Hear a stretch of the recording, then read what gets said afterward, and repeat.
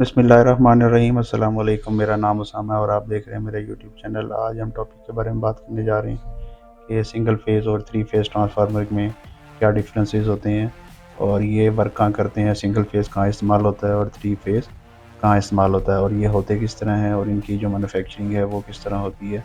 तो आज हम इस वीडियो में सिंगल फेज़ और थ्री फेज़ ट्रांसफार्मर के बारे में बात करेंगे। तो सबसे पहले हम सिंगल फेज़ के बारे में और फिर हम थ्री फेज़ के बारे में। तो सबसे पहले सिंगल फेज़ ट्रांसफार्मर की बात कर लेते हैं।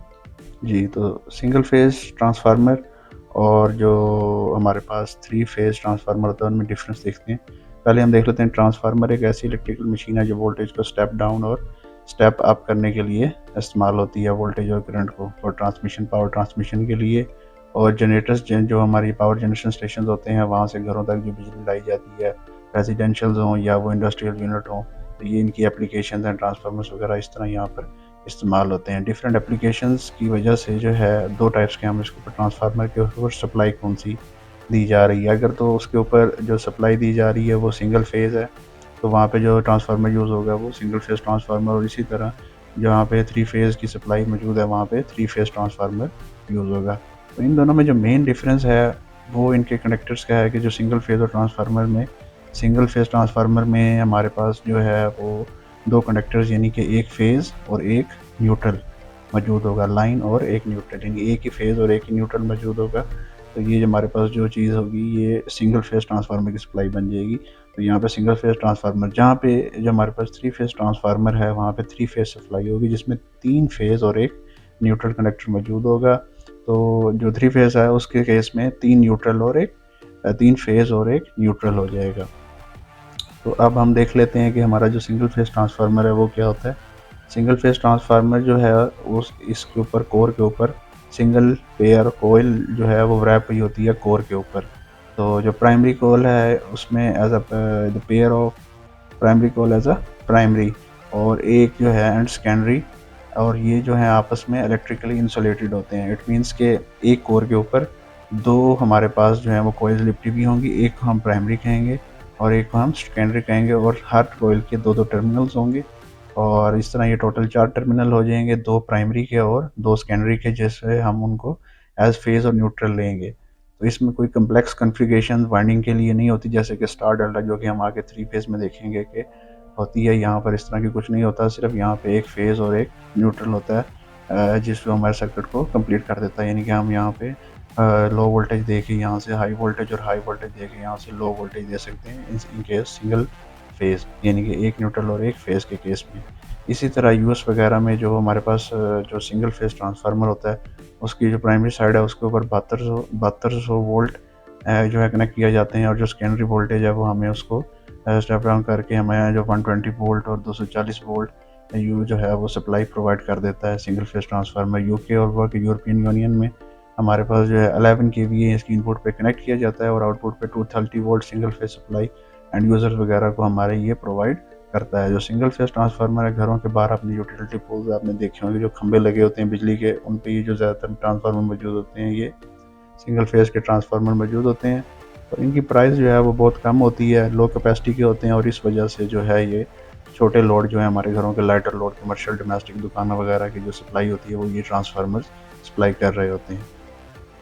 तो ये सिंगल फेज़ के बारे में था। अब हम थोड़ी सी बात करते हैं कि जो हमारे पास थ्री फेज़ ट्रांसफार्मर होता है बेसिकली ये क्या होता है।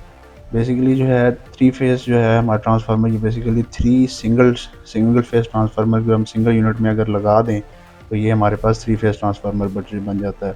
तीन पेयर जो है हाई कंडक्टिव कॉइल्स के रैप्ड होते हैं सिंगल कोर के ऊपर, और जैसे कि जो डिफरेंट कॉन्फ़िगरेशन में होते हैं, यानी कि डेल्टा में कनेक्टेड है या डेल्टा स्टार में है या स्टार डेल्टा में और स्टार स्टार में कनेक्टेड, इस तरह बहुत सारी कॉन्फ़िगरेशन है डिपेंडिंग अपॉन कि आपको आउटपुट जो है वो किस टाइप का चाहिए, सिस्टम की रिक्वायरमेंट इसमें क्या है। इसी तरह जो यूएसए वगैरह में जब से इसकी प्राइमरी पे 7200 वोल्ट कनेक्ट किए जाते हैं, तो जो सेकेंडरी है इस ट्रांसफार्मर की वो हमें 120 वोल्ट भी, यानी कि एक फेज़ और एक न्यूट्रल ले लें, तो उसकी अगर फ्रीक्वेंसी कम होगी तो वो 120, और फ्रीक्वेंसी अगर इतनी है तो 240 वोल्ट भी आपको 208 वोल्ट और 270, और इस तरह तीनों फेज़ और एक न्यूट्रल के साथ हमें ये 480 वोल्ट तक भी प्रोवाइड कर सकता है। और यूरोपीय यूनियन वगैरह में और यूके वगैरह में इसकी जो प्राइमरी साइड है उसको जो है 11 केवी के साथ कनेक्ट किया जाता है, और जो हमारी इसी तरह सेकेंडरी है उसमें ये 230 वोल्ट सिंगल फेज भी देता है और 400 वोल्ट 3 फेज सप्लाई भी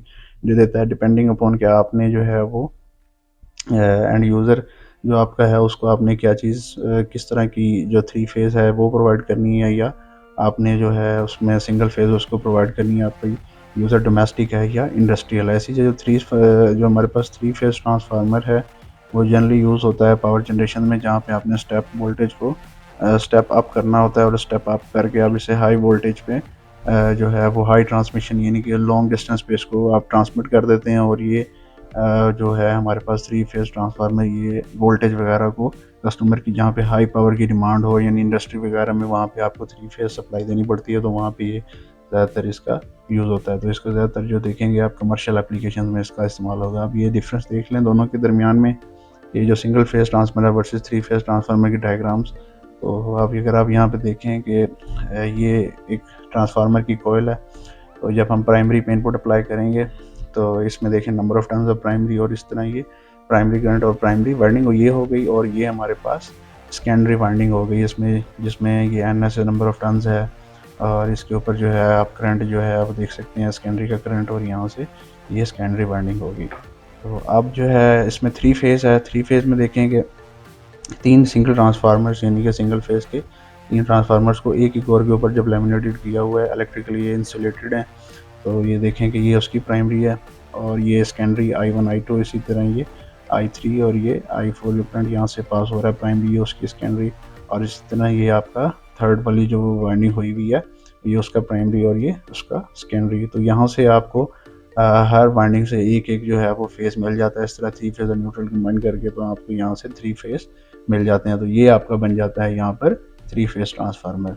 तो ये थोड़ा-सा हमने अभी आप डिफरेंस देखा है कि दोनों में सिंगल फेज़ में और 3 फेज़ ट्रांसफार्मर में क्या डिफरेंस होता है, क्या चीज़ें जो हैं वो इनमें कॉमन होती हैं, और कहाँ-कहाँ इनका जो है वो एप्लीकेशन होता है। तो उम्मीद करता हूँ कि जो मैंने वीडियो आपको ये इन्फॉर्मेशन दी इस वीडियो में वो आपको पसंद आई होगी, और अगर आपको ये वीडियो अच्छी लगे तो इस वीडियो को लाइक ज़रूर कीजिएगा, चैनल को सब्सक्राइब ज़रूर करें। तब तक के लिए